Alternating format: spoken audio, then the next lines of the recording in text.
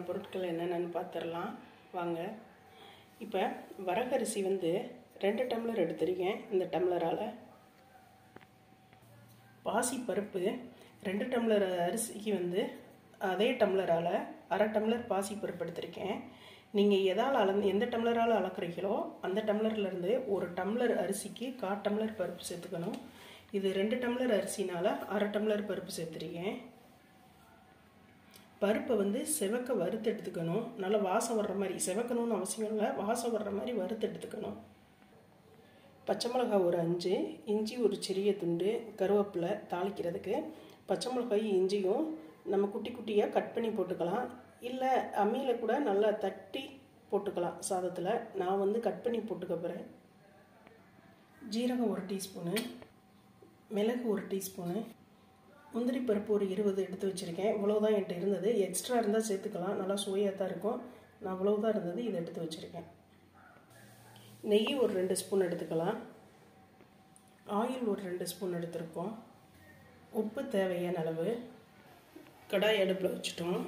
இப்போ கடாய் காஞ்சிருச்சு. நம்ம 1/2 டம்ளர் பாசி பருப்பு எடுத்து வச்சுருந்தோம்ல, அதை போட்டு நல்லா வாசம் வர்ற மாதிரி வறுத்துக்கலாம்.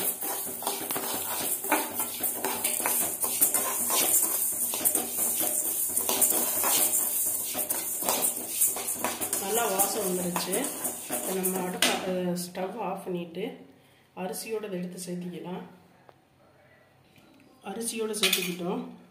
இப்போ தண்ணி ஊற்றி நல்லா ஒரு 5-6 டைம் கழுவணும். வரகரிசியை வந்து நல்லா கழுவணும். இப்போ அரிசியை வந்து நம்ம நல்லா கழுவியாச்சு. இப்போ அப்படியே எடுத்து குக்கரில் சேர்த்துக்கிடலாம். இப்போ நம்ம அரிசி நல்லா கழுவி குக்கரில் எடுத்தாச்சு. அரிசி வந்து ஊற வைக்கணும்னு இல்லை, இது நம்ம 5-6 டைம் கழுவுறப்பயே வரகரிசி சீக்கிரமாக ஊறிடும். இப்போ நம்ம 1 ஸ்பூன் ஆயில் விட்டுக்கிடலாம். சாப்பாடு வந்து ஒன்றோட ஒன்று ஒட்டாமல் வர்றதுக்காக, அடி பிடிக்காது. தேவையான அளவு உப்பு சேர்த்துக்கிடலாம். இப்போ நம்ம இந்த டம்ளரால் வந்து 2 டம்ளர் அரிசி எடுத்தோம்.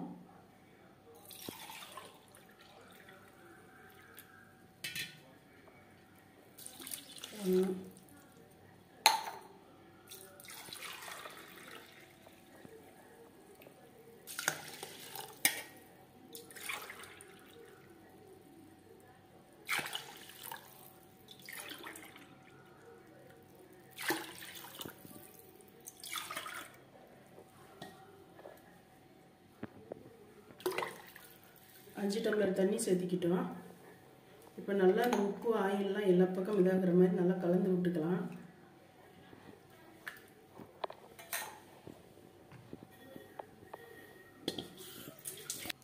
இப்போ குக்கரை இண்டக்ஷனில் வச்சுட்டோம். ஒரு 4 விசில் வர்ற மாதிரி வச்சுக்கலாம். 4 விசில் வரட்டும்.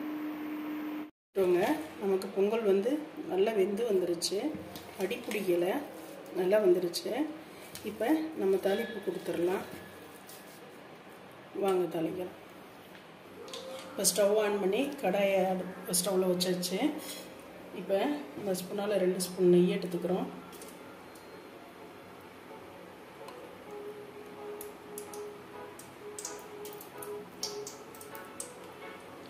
நெய் வேண்டாம்னா கொஞ்சம் கம்மியாக எடுத்துக்கலாம்.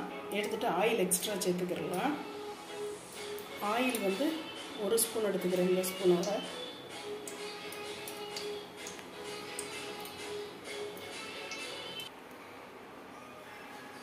இப்போ நம்ம தாளிப்புக்கு பச்சை மிளகாய் வெங்காயம் கட் பண்ணி வச்சுருந்தோம், அதை சேர்த்துக்கிடலாம். கூட கொஞ்சம் கருவேப்பிலை சேர்த்துக்கலாம்.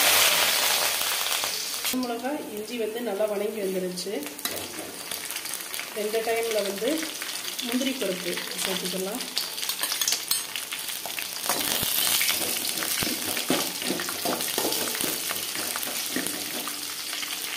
இப்போ அடுத்ததாக மிளகு சேர்த்துக்கலாம்.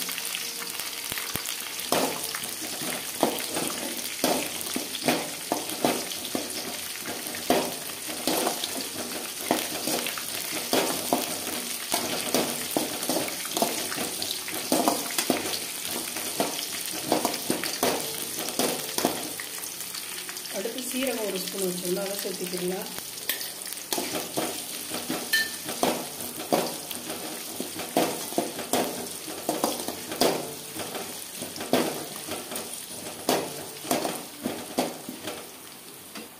அவ்வளோதாங்க. ஸ்டவ் ஆஃப் பண்ணிக்கலாம். ஆஃப் பண்ணிவிட்டு பொங்கல் எடுத்து இந்த தாளிக்குள்ளே சேர்த்துடலாம்.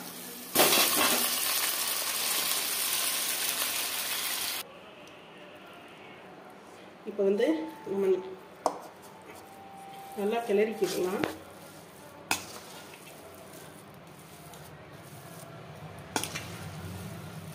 அவ்வளோதாங்க.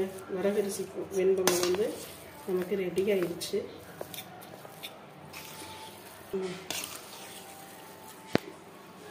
இந்த வரகரிசி வெண்பொங்கலுக்கு தேங்காய் சட்னி தான் நல்லாயிருக்கும். இப்போ அடுத்து சட்னி பண்ணிக்கலாம். இப்போ தேங்காய் சட்னிக்கு அரை முடி தேங்காய் எடுத்து வச்சுருக்கேன். கொஞ்சம் கருவேப்பிலை சேர்த்துக்கிடலாம். 2 பல் பூண்டு சேர்த்துக்கிடலாம்.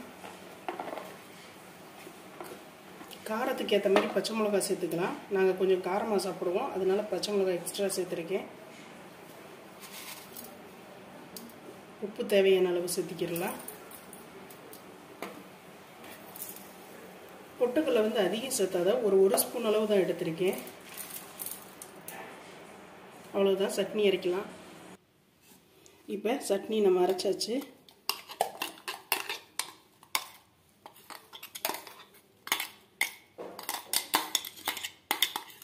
இப்போ தாளிச்சுக்கிடலாம். இப்போ கடுகு கருவேப்பிலை போட்டு நம்ம சட்னி தாளிச்சாச்சு. இப்போ நமக்கு சுவையான வரகரிசி வெண்பொங்கல் ரெடி ஆயிடுச்சுங்க. தேங்காய் சட்னி ரெடி ஆயிடுச்சுங்க. சாம்பார், தேங்காய் சட்னி, வரகரிசி வெண்பொங்கல் ரெடிங்க. இப்போ நம்ம சேனலை சப்ஸ்கிரைப் பண்ணாமல் பார்க்குறவங்க சப்ஸ்கிரைப் பண்ணுங்கள், ஷேர் பண்ணுங்கள், லைக் பண்ணுங்கள், கமெண்ட் பண்ணுங்கள், பெல் பட்டனை கிளிக் பண்ணுங்கள், பக்கத்தில் ஆல்ன்ற பட்டனையும் கிளிக் பண்ணுங்கள். நாங்கள் போடுற ஒவ்வொரு வீடியோவும் அப்போ தான் உங்களுக்கு அப்லோட் ஆகும். தேங்க்யூ.